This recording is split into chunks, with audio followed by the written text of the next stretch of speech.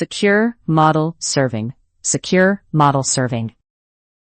Secure model serving means running an AI model behind protections that control who can use it, how they can use it, and block obvious attacks or abuse. You can think of secure model serving like a locked, monitored front door to your AI.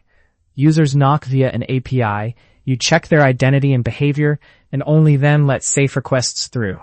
It is not just one lock, but a combination of keys, guards, and cameras that make it hard to steal the model or push it into dangerous behavior.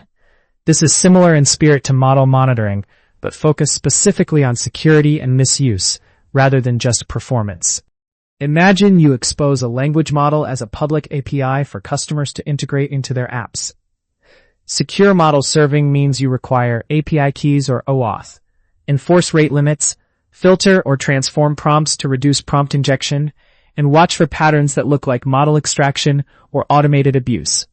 Logs and alerts help your team respond quickly if someone suddenly starts hammering the endpoint in unusual ways. Secure model serving matters because deployed models often handle sensitive data, encode valuable intellectual property, and can be abused to generate harmful content or power fraud at scale.